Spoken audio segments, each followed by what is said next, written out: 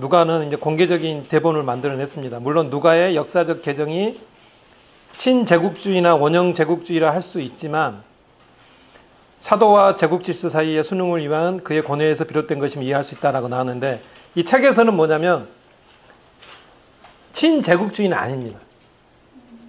여기가 친제국주의는 아니고 원형제국주의라고 나와요. 이 용어에 대한 이해가 필요할 것 같아요. 이게 친제국주의라 해버리면 그 전형적인 예가 누구냐면 그 에스라 공동체, 그 느헤미야 공동체인 거죠. 예루살렘으로 돌아가서 이 페르시아의 그 바사와 그 왕족들, 자기들을 예루살렘 공동체로 돌려보내서 성전을 세우게 하고 어떤 이스라엘의 형태를 부족하게나마 유지하고자 했던, 이제 그들은 결국엔 친제국주의적인 행태라고 봐야죠. 그런데 이제 이 누가 같은 경우는 친제국주의적인 거 아니고 차라리 그냥 제국주의적 용어와 개념을 아예 빌려와버리는 원형제국주의적인 형태는 가지고 있는 거죠. 그러나 전체적인 내용은 결코 숨겨진 의도대로 해서 친제국주의적인 건 아닌 거죠. 원형의 모습은 가지고 있지만 자신들의 뜻은, 의도는 감춰져 있는. 이런 부분에서는 영어상이 상당히 중요합니다. 그러니까 이 호슬리가 사실 영어 사용이 아주 치밀하지 않은 거예요, 분명히. 왜냐하면 마지막 결론에서 영어에 대해서 이렇게 얘기한 건 아주 이건 부적절한 거죠. 저는 이건 호슬리가 틀린 겁니다. 이렇게 말하면 안 된 거죠. 이 호슬리의 결론은 뭐냐면 바울이나 누가가 사용했던 용어들, 믿음이나 바실로니아 여러 가지 기타 용어들 빌려 썼잖아요. 그 로마 시대의 용어들을. 그런 용어들을 사용하고 또 개념들은 심지어는 그들이 제국으로부터 당했던 내용들을 역으로 이제 그 제국에 안갚음을 하는 이런 개념들이잖아요. 이게 제국의 개념들까지 빌려온 것, 이런 어떤 전체적인 것을 우리가 이제 반성을 하자. 그러한 태도가 결국은 기독교가 제국주의화 되는데 이바지했다는 건데 그 경로가 정확하지 않은 거죠. 그런 일반화 때문에, 그런 용어 사용 때문에 기독교가 나중에 제국화됐다라는 거는 너무 큰 일반화고, 그 일반화 자체도 문제지만 그 일반화가 가지고 있는 그 정확하지 않음, 결국에는 그 일반화가 결국엔 원래 갈릴리 공동체나 원래 신앙 공동체, 이스라엘의 그 서발턴이라고 하죠. 이스라엘 서발턴 공동체 가지고 있는 그들의 순수한 신앙 자체를 공격하게 되는 게 되는 거죠. 원래 이스라엘 공동체는 폭력적이었죠. 왕도 없고 자신들의 신앙을 오직 여호와 안에서 이웃 주변 나라들로부터 싸워서 지켜내야 됐던 어떤 폭력적인 문화가 그대로 있었습니다. 이제 그러한 것들을 또 부정하게 되는 어떤 상황까지도 생긴 것 같습니다. 또 이제 제가 연이어서 얘기를 드리면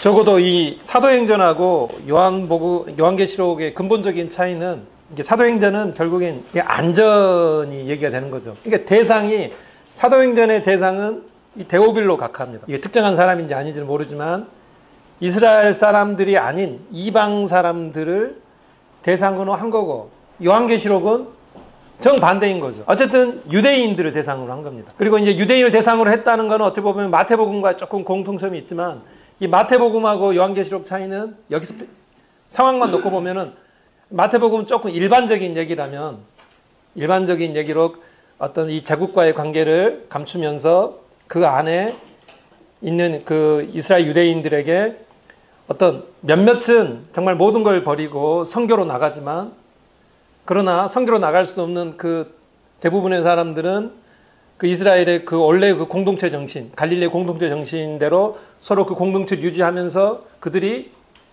하나님 공동체를 확장시켜 나가는데 서로 협력하는 이제 이런 형태 같아요.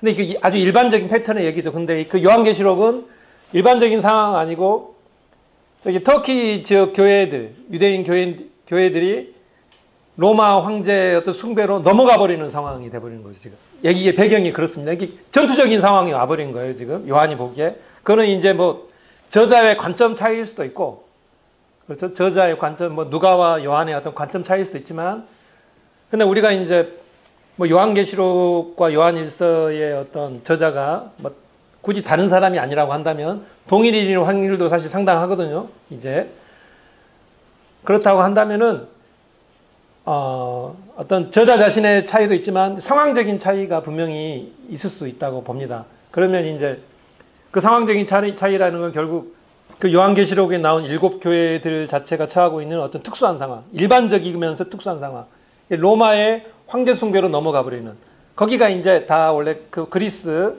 지역이잖아요. 그 황제 숭배가 굉장히 로마에 정복되기 전부터 만연했던 어떤 지역들입니다.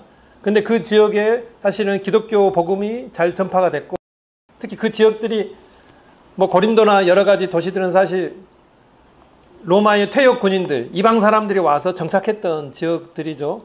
그러니까 그런 황제 숭배의 패턴들이 굉장히 잘 살아날 수 있는 어떤 그러한 공통된 지역들입니다.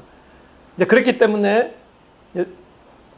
요한계시록은 좀 더 직접적인, 좀 처절하게 나아가는 부분들이 더 있었던 반면에 사도행전 같은 경우는 뭐 이미 기독교를 접하게 된 현재 뭐 믿음이 어느 정도인지 모르겠지만 그 믿음 가운데 돌아와 있는 그 로마 시민들, 각하라고 할 정도의 로마 시민들, 그들을 대상으로 한 거죠. 그러니까 그들의 안전이 중요할 수밖에 없습니다. 이 대상과 관점이 틀린 거죠. 그들이 안전해야 이 누가가 원하는 여러 가지 상황들이 나올 수 있습니다. 더구나 누가는 성경에서 유일하게 예루살렘 그 멸망 이전과 이후에 대해서 성서를 썼던 사람이잖아요. 이게 누가복음을 썼고 사도행전을 쓴 사람입니다. 그래서 예루살렘 멸망 사건을 이분이 봤기 때문에 인생의 쓴맛들을 훨씬 잘 아는 사람이죠.